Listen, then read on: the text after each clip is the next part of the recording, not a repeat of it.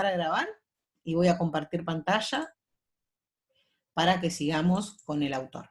Bien, entonces, recién terminamos lo que era el insumos. Vamos a seguir con la estructura del modelo multidimensional, y el autor habla, el siguiente punto es elementos internos, ¿sí? ¿Vamos bien hasta ahí? Dentro de elementos internos, el autor hace mención a actividades, como primera el primer desarrollo, que son en realidad las actividades que hace la organización en sí. El siguiente es la estructura organizacional, y la estructura organizacional, recuerdan que yo les manifesté que estaba vinculado a la división horizontal y vertical de los roles y funciones de la organización. Luego habla de los procedimientos administrativos, y ahí se desplaya un poco planteando de las tecnologías de gestión que observan todas las organizaciones, y ahí hace referencia a lo que es la planificación, la presupuestación, la coordinación, la...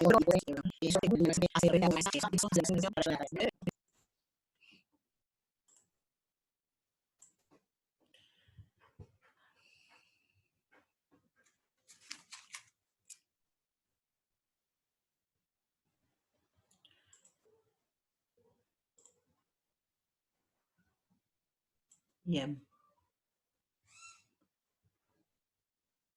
No sé qué dice. Falta purcha, dice. Ven la frente y la pantalla, sí. Sí. Voy a modificar esto porque me muevo y no me ven, y la pantalla está como muy... Está lento esto. Les digo que tiene una lentitud que... A ver, ahí ven la pantalla. ¿Logran ver la pantalla azul? ¿El PowerPoint? ¿Ven la pantalla azul del PowerPoint? Sí, perfecto. Bueno, entonces, dentro de lo que plantea en elementos internos, tenemos procedimientos administrativos en donde detallan esos pasos o puntos que les dije recién. Sí, me parece que la cámara consume. Si quieren la puedo sacar y hablarles. A ver. Vamos a probar a ver si anda más tranqui deteniendo el video. A ver si ahí ustedes pueden escucharme mejor, ver mejor la pantalla. Bien, ahí sigo con la presentación así, porque cuando la paso a pantalla se me hace muy lenta, ¿ven? Ahí está, perfecto. Bueno, ahí va. Entonces, en el proceso de toma de decisiones, que es el siguiente de los puntos, el autor se constituye o presenta cómo es el proceso de toma de decisiones dentro de la organización y qué técnicas utiliza rutinariamente para llevar adelante sus actividades o la toma de decisiones en sí. El siguiente punto del que habla es el jefe inmediato. Todo esto está dentro de elementos internos, ¿recuerdan?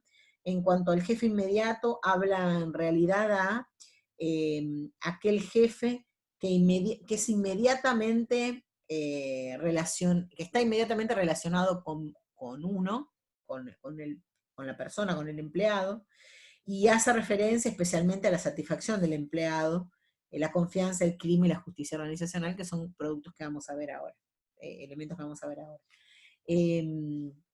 Se determinó, según distintos estudios administrativos, que en una organización es muy importante el jefe de la persona para ver, o sea, en relación a la forma en que percibe la organización. De los puntos de dirección y habilidad del rol de directivos, que es conveniente que el director tenga una buena imagen interna, creo que toda la que tenga una legitimidad interna en la organización le permita tener una buena opción. El siguiente punto es dinámica interna, y aquí es el problema donde confunde también, porque dinámica interna hace referencia a los fenómenos organizacionales, que son productos personales que se van de la organización, ¿sí? Dinámica interna. Entonces, dentro de la interna tenemos diferentes fenómenos. Voy a hacer una pregunta. Enfoques, Débora, con todos los diferentes enfoques. ¿Me hablo de la dirección? ¿De los estilos gerenciales? no lo encuentro. Eso no es algo que es interesante porque habla de en un indicador que en otra es más directo. No hacemos referencia a la interna, que es el otro punto. La interna, como les decía, fenómenos organizacionales, que es el punto de las relaciones entre las personas en la organización, y tengo que hay distintos fenómenos de la regional. Y eso es que conflicto puede haber la participación cultural. Entonces, no son la dinámica interna. No son parte de los datos realmente se entienden. ¿Bien? ¿Se entiende? Bien, ¿no? Bueno, vamos a hacer vamos a explicar entonces los links. Entonces, lo que hace Góngora es para cada esto. Primer conflicto. Hace referencia a los conflictos, de acuerdo que en las organizaciones cuando sucede un conflicto, hay diferentes cosas que pueden suceder, o distintas actitudes que una organización puede tomar. Por un lado, puede suprimir el conflicto a través de distintos mecanismos, o ignorar el conflicto, o dejar que quede ahí, no darle bolilla, ¿no? Hay que saber que siempre va a haber conflictos organizativos, y como un de cómo sé que siempre en las relaciones personales hay conflictos, no necesariamente porque uno los quiera, sino porque van a aparecer, van a haber las posturas sobre las cosas. Entonces, hay grupos que existen, obviamente, más organizaciones que tienen una actividad regular para llevar productos y servicios o cosas en una ciudad. Los puntos que analiza el autor, poder habla, representa a una relación de individuos en la cual uno de ellos puede controlar al otro, tomar decisiones sobre él. En estas relaciones de poder dentro de las organizaciones se ha empezado a estudiar, reconociendo que en la organización hay distintos intereses y que pueden estar contrapuestos, y que cómo se usa el poder es lo que nos va a determinar cuán exitosa en términos organizativos es esa organización. El siguiente es liderazgo, el siguiente punto es liderazgo, y va a hacer referencia a plantear cómo es o cómo se lleva adelante el liderazgo dentro de la organización. El autor quiere plantear la diferencia entre autoridad y liderazgo. Dice, quien ocupa una posición jerárquica formal en la organización es un jefe, un directivo que ejerce la función de conducción, pero un líder es un emergente grupal que tiene la capacidad de influir en el accionar de los miembros de la organización, independientemente de la posición que tiene en su estructura. Entonces, ser líder no siempre es ser jefe. Bienvenido sea cuando el líder es el jefe. Eso es en general funciona bastante bien, pero no siempre es así. Y a eso hace referencia el autor en un fenómeno de la dinámica interna. El siguiente punto es la distancia jerárquica. La distancia jerárquica es la percepción que tienen las personas, podríamos decir el subordinado, el empleado, el integrante, me gusta decir a mí, respecto de la distancia entre él y la persona que está por encima suyo, o sea, su jefe inmediato. Es la percepción que tiene. Hay que dividir sobre dos tipos de distancia, la distancia jerárquica ascendente y descendente, dice el autor, pero nosotros a eso no le damos bolilla, ¿sí? Solo nos vamos a hacer referencia a la ascendente, a esta de entre el jefe y el empleado. ¿Estamos bien hasta ahí, chicos? ¿Entienden? Me cuesta un poco no tener ningún contacto con ustedes, por eso les pregunto si venimos bien. Bien. Es un bodrio medio así, ¿no? Con el power. Bueno, seguimos entonces. El siguiente es la participación. La participación es tomar parte dentro de una organización. Las organizaciones pueden pensar en tener dispositivos para que la participación sea más plena o más intensa de los miembros de la organización con las decisiones de la organización, pero esto va a ser una decisión organizacional. El siguiente punto es cultura organizacional. Este elemento es muy importante, cultura organizacional muy importante, lo tienen que saber, es un tema de parcial habitualmente. Todos estos son temas parciales, pero cultura sobre todo. La cultura organizacional es el conjunto de elementos. Cuando decimos elementos, hablamos de emociones, gestos, valores, artefactos, palabras, que conforman lo simbólico de la organización y que brinda sentido a la participación, a la pertenencia de los integrantes de la institución. Se va a expresar a través de las formas en que actúan las personas en la organización. Uno puede entender que hay distintas culturas organizacionales cuando participa de diferentes organizaciones a la vez, o fue transitando distintas organizaciones. La cultura organizacional está muy vinculada a la cultura que impera en el sector a donde funciona la organización. y es una variable organizacional que condiciona en gran medida las cuestiones que se consideran claves en las organizaciones. Por ejemplo, el estrés, la participación en el trabajo, la satisfacción, la motivación, el trabajo en equipo. Eso influye, sobre esto influye la cultura organizacional. Luego habla del clima organizacional, que en realidad es en realidad los fenómenos que influyen sobre las actitudes y el comportamiento de las personas. La cultura organizacional estaba más vinculada a las formas de hacer, ¿sí? Hay distintas visiones respecto de cómo se puede observar un buen clima.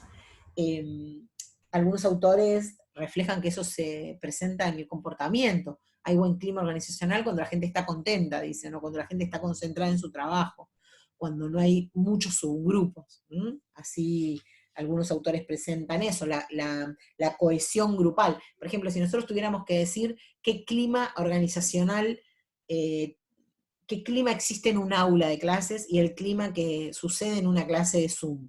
Y bueno, es diferente, por más que hagamos mucho esfuerzo, por ahí es diferente el clima que se genera en un espacio que en otro, ¿no? Obviamente estamos intentando que sea un lindo clima pero bueno, cuesta más generar este vínculo. El siguiente punto es el proceso de comunicación, el siguiente de los puntos dentro de dinámica interna, y habla de cómo se comunica o cómo se efectúa la comunicación dentro de la organización, si es vertical, si es horizontal, si a todos les llega la información, ese es el análisis. El siguiente punto habla de la confianza organizacional, no la puse, sí, confianza organizacional, y la confianza organizacional está vinculada a la expectativa que tienen los miembros de una organización de si si puede confiar en las mayorías de las personas que están dentro de la organización, ¿no? La confianza organizacional es la confianza que tiene un empleado, un miembro de la organización, con respecto a la mayoría de las personas que la integran y a la organización en sí. El siguiente punto, que es justicia organizacional, acá sí hay una subdivisión adentro, subdivisión que tenemos que prestar atención, esta sí es importante saberla, y la justicia organizacional está vinculada a las relaciones y las decisiones, a la relación y acción que involucran a la organización. Entonces, las distintas justicias que hay o sea, dentro de la justicia organizacional divide en justicia interaccional. ¿Qué significa justicia interaccional? Está basada entre la relación entre los empleados y quienes toman las decisiones, y la justicia que percibe la persona en relación a esa decisión. Me preguntan si sobre confianza hay que tomar las divisiones. No, sobre confianza no. Sí sobre justicia organizacional. Sobre confianza organizacional no nos centramos en esas definiciones. Todo lo que les digo no centrarse no es para que ustedes no lo lean. Lo leen, pero le dan menos importancia que las partes que yo les explico aquí. ¿Sí? Bueno, el siguiente, entonces, dentro de justicia organizacional, está la justicia interaccional, después se los voy a poner en este esquema también, que me olvidé. El segundo es justicia informativa, que es el grado en que las personas perciben que están recibiendo la información para realizar sus tareas y para el comportamiento de la organización. La justicia procedimental, que es la percepción que tienen los miembros de la organización de los criterios utilizados para la selección de personal, la promoción. En justicia procedimental estaría, por ejemplo, pero que cuando uno está en una organización y se da cuenta que todos son familiares, dice, bueno, las formas de cómo contratan personal acá no son muy objetivas. Ya ahí estoy dudando de la justicia procedimental. No hay un procedimiento para eso. Hay en realidad confianza para contratar a los parientes o amigos, ¿sí? Entonces, ese ejemplo está dentro de la justicia procedimental. ¿Se entiende? Y el último de los puntos de justicia es la justicia, los últimos dos, perdón, está justicia distributiva, que hace referencia a si los individuos perciben inequidad o equidad en el trato de la organización para con ellos. Y esto está relacionado a lo que doy.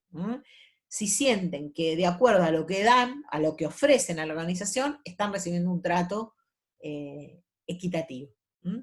Y el último de los puntos de las justicias es la justicia de tareas, y que está relacionada a la percepción de que las tareas que se llevan a cabo en la organización están justamente distribuidas. A veces pasa que uno tiene un compañero, como ejemplo, ¿no? Un compañero que realiza 2 tareas y otro compañero que realiza 20 tareas, ¿sí? Esa justicia en las tareas no estaría presente en ese ejemplo. ¿Se entendió, chicos? ¿Se entendió lo que les dije? ¿Entendieron lo de la justicia? Sí, perfecto. Bien. ¿Están todos atentos? ¿Están conmigo o se me perdieron? Bueno, el siguiente, que es la justicia organizacional, hace referencia a los comportamientos que tienen las personas dentro de la organización. Esto les contaba la otra vez, que está vinculado a la ciudadanía en general, ¿no? Los derechos y las obligaciones que uno tiene como ciudadano. Bueno, acá son las obligaciones que uno tiene dentro de la organización. Se les llama en general comportamiento de ciudadanía organizacional, y son los comportamientos discrecionales, no directa o explícitamente reconocidos por el sistema de recompensa formal, y que fomentan el funcionamiento eficaz de la organización. Es lo que uno pone a disposición de la organización, más allá de que se lo pidan. Lo pone como ciudadano, como uno hace con la sociedad, ¿no? Una analogía con respecto a eso. Bien, ahí estaríamos entonces con todos los fenómenos de la dinámica interna, que son todos estos que vimos, ¿sí?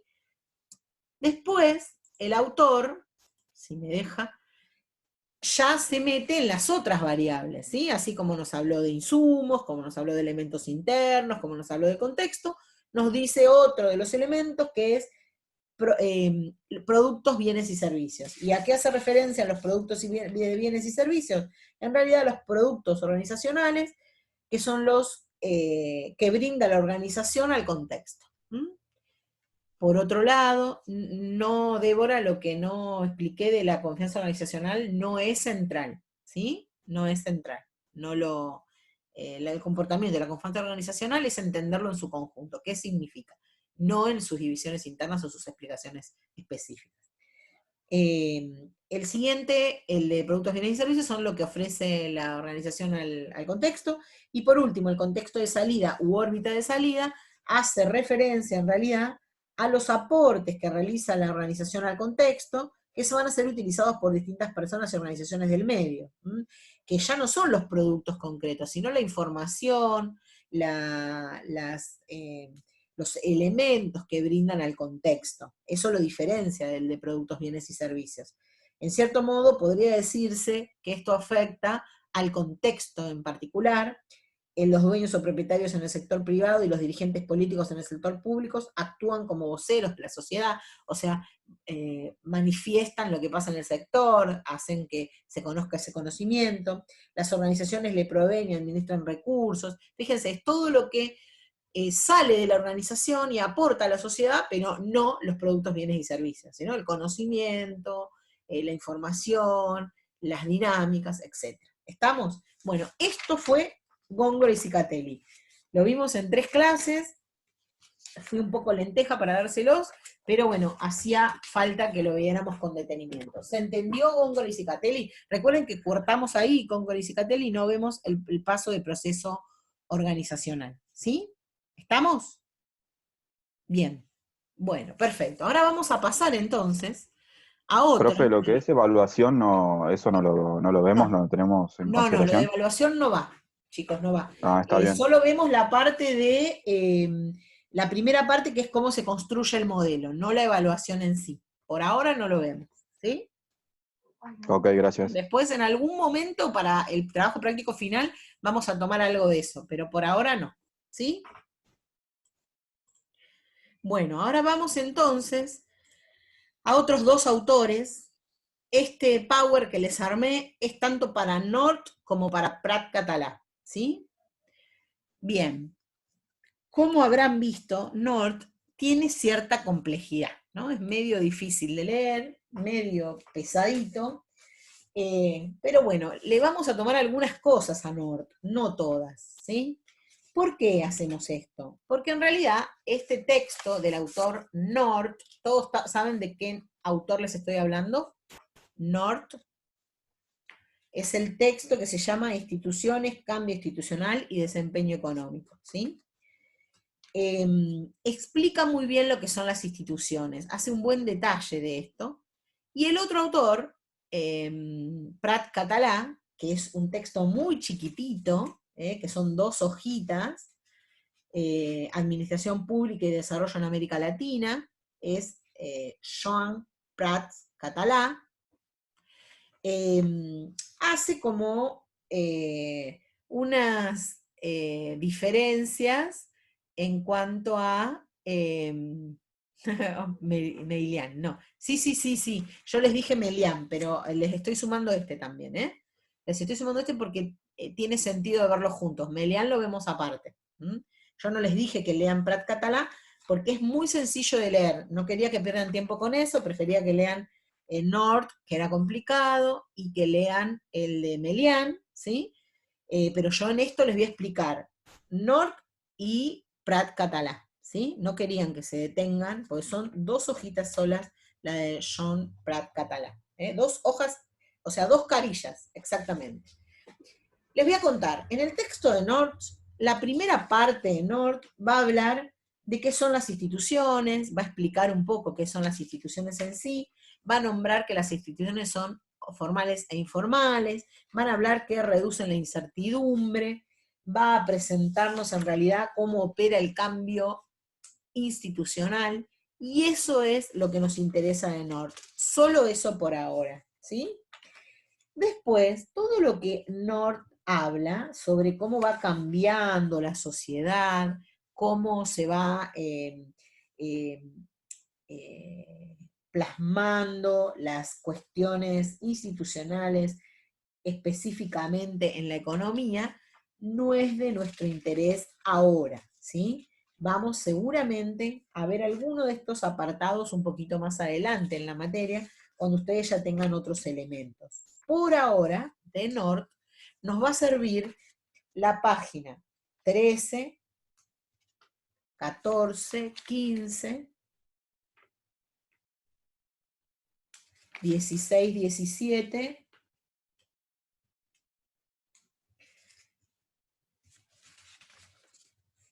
y hasta ahí nomás le diría, ¿sí? 18 quizás, ahora después lo vamos a ver. ¿Está?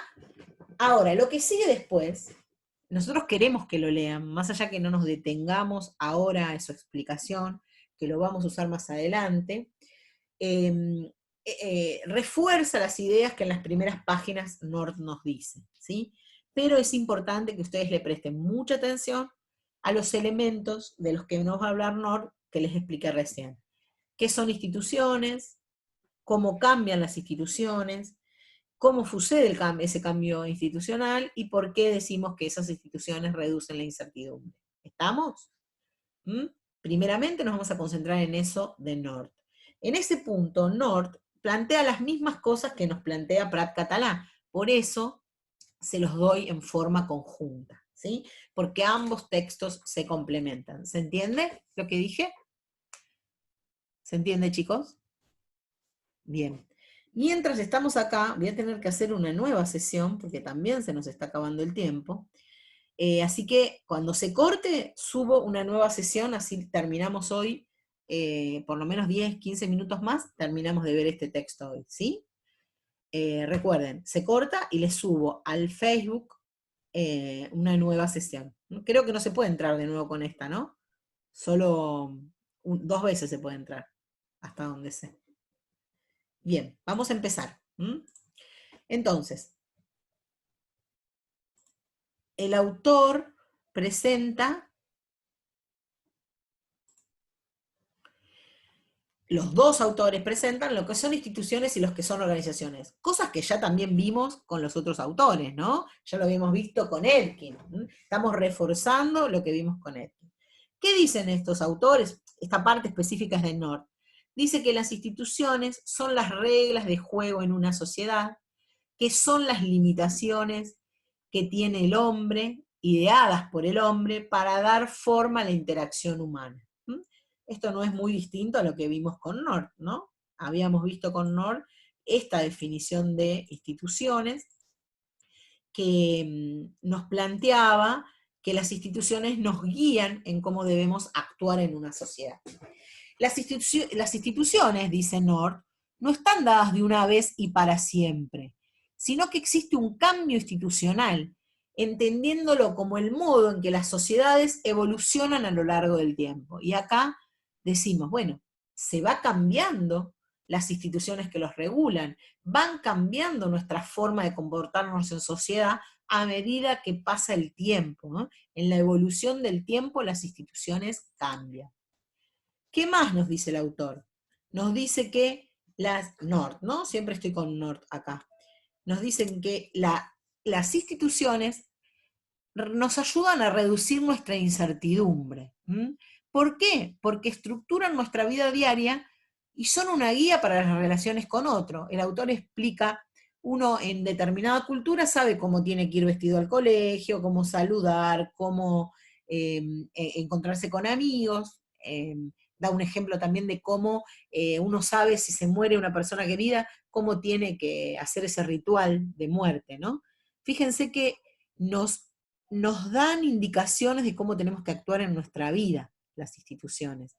Ahora, si yo me voy a otro país, donde hay otras costumbres, quizás no tenga tan claro cómo tengo que velar a nuestros muertos, ir vestido al colegio, cómo comportarme en sociedad, ¿no? Fíjense, en el caso de las mujeres, si vamos a un país que tiene una restricción con respecto a qué cosas pueden hacer las mujeres y cuáles no. ¿Qué quiere decir eso? No vamos a tener tan claro qué podemos hacer y qué no en esa sociedad. Por eso el autor dice, son todo tipo de limitación que los humanos crean, construyen, para la interacción humana, supone e incluye lo que está prohibido hacer a ciertos individuos, así como bajo qué circunstancias es que a algunos individuos se les permite hacer algo, ¿no? Ese es el ejemplo de las mujeres, por ejemplo, en algunas sociedades.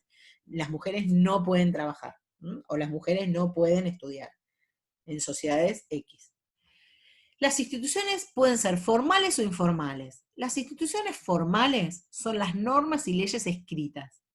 Esos son las leyes, ¿no? Nuestro compendio de leyes que se escriben, que se aprueban en un parlamento y que sabemos que tenemos que cumplir. Hay una obligación de cumplir como sociedad. Esas son las instituciones formales.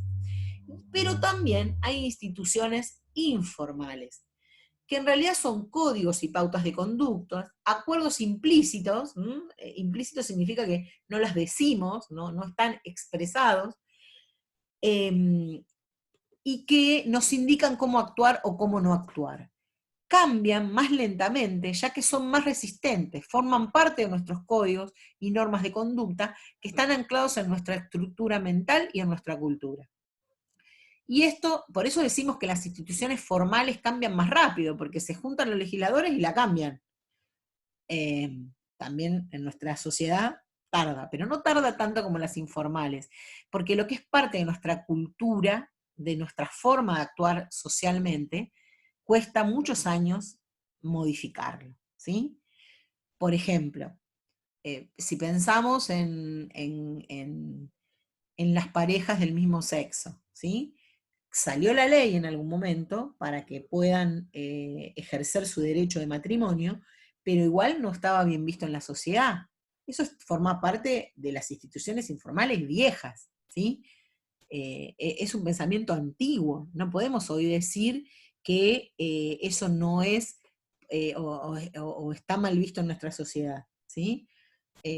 Tendríamos que no poder decirlo, porque fue cambiando, pero hubo resistencia para ese cambio, ¿no? Sino todas las luchas sociales que aparecen para que se pueda poner sobre la mesa que ya son cosas de un pensamiento antiguo. Pero fíjense cómo cambia que sean aceptadas socialmente. Bueno, a eso se refieren las instituciones informales. Esas instituciones han formateado a nuestro cerebro y creemos que eso no es posible o no está bien hacerlo dentro de una sociedad. ¿Entienden lo que les digo de instituciones formales e informales? ¿Y por qué unas cambian más rápido que la otra? Bien. Bueno, este punto, ¿qué son las instituciones? ¿Cuáles son las formales y las informales y demás? Son muy importantes de conocerlas, de saber qué es, porque esto también es un elemento que se suele tomar en los parciales. Bueno, también hablamos, el autor habla de reglas de juegos y jugadores. Dice, las reglas de juego definen el modo en que el juego se desarrollará, determinando las oportunidades que hay en la sociedad. Los organismos o las organizaciones se crean para aprovechar esas oportunidades y en el marco de esas limitaciones. Se crean con un propósito y en la búsqueda de sus objetivos modifican las reglas de juego. A medida que evolucionan los organismos, alteran y modifican las instituciones. Esto es tal cual de North. Ahí les voy a explicar qué quiere decir North cuando escribe todo esto. ¿Identifican estas frases en North? ¿Las leyeron?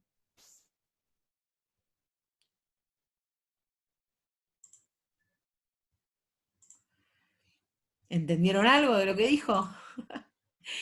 North es complicado, pero va para hablar. Pero lo que dice tiene coherencia, tiene sentido. Fíjense. Dicen que las reglas de juego, que son las instituciones, van a definir el modo en que el juego se va a desarrollar. Y en el marco de eso, me van a determinar oportunidades que hay en la sociedad, porque van a delimitar qué cosas son posibles de hacer. Los organismos, cuando dice organismos, está hablando de las organizaciones, North, se crean para aprovechar esas oportunidades. Si, por ejemplo, en nuestro código comercial dice, es posible comercializar bananas en Argentina, y yo creo una organización bajo el mando de lo que diga el Código Alimentario Nacional, que también es una institución formal, una organización puede crearse para comercializar bananas, ¿sí? Entonces, aprovecha una oportunidad existente en nuestra sociedad. En el marco de esas limitaciones que impone la ley, que va a decir las bananas, en el código alimentario va a decir las bananas las puede vender embolsadas. Estoy diciendo cualquier pavada para que ustedes entiendan el ejemplo. Entonces esas organizaciones se van a crear con un propósito, vender bananas, van a buscar sus objetivos, maximizar las ganancias, mantenerse en el tiempo, y puede ser que cuando esté funcionando la organización, diga, mira, yo estoy vendiendo bananas embolsadas, como me dijo la ley, pero en realidad las bananas embolsadas duran menos. Es mejor venderlas en cajón. Y empieza a hacer investigaciones y demuestra que es mejor ese formato. Entonces es posible que esa organización modifique en algo el Código Alimentario Nacional porque investigó y comprobó que era mejor venderlas de otra manera para el beneficio de la sociedad. ¿Se entiende lo que digo? ¿Por qué dice que se crean con un propósito y en la búsqueda de sus objetivos, ganar más, que le dure más la mercadería, las bananas en este caso, modifican las reglas de juego? Pueden llegar a modificar ese Código Alimentario Nacional o a modificar la costumbre de la gente, en vez de comprarla en bolsas, que la compre por cajón. Entonces,